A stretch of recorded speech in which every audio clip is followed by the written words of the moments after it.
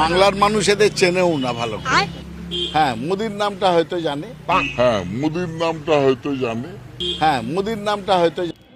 প্রধানমন্ত্রীকে আমাদের বাংলার এখনো অনেক মানুষ চেনে না। তো কথা হচ্ছে, প্রধানমন্ত্রীর কথা না হয় আমি বাদ দিলাম, উনি অনেক উচ্চ লেভেলের মানুষ, আমাদের ভারতের প্রধানমন্ত্রী। কিন্তু কথা হচ্ছে কাকা বাবু, মানে বিশ্বাস করুন আমিও না আপনাকে চিনতাম না।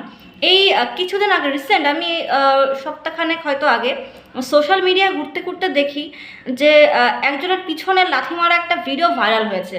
তো এই তারপরে দেখার পরে এই আপনার এই বক্তব্য শোনার পরে আমার মনে পড়ে গেল সেই ভিডিওর কথা, যে আরে সে লাথি খাওয়া কাকা বাবুটা তো আপনি।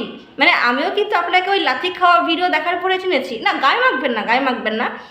আমি জানি হয়তো আমার কথা শোনার পরে আপনার ভক্তরা, আপনার চটি চাটারা বা যারা আপনাকে পছন্দ করে তারা হয়তো রাগ করবে যে আমি কেমন কথাটা বললাম। হ্যাঁ, আমি কিন্তু হ্যাঁ জানি কথাটা হয়তো তেমন একটু কেমন লাগছে শুনতে, কিন্তু বাস্তব কথা যে আমিও কিন্তু আপনাকে ওই লাথি খাওয়ার, মানে পিছনে লাথি খাওয়ার ভিডিও দেখার পরেই চিনতে পেরেছি যে আপনিও বলে কেউ একজন আমাদের রাজ্যে আছে, কোনো একটা হয়তো কেউ একজন আছে।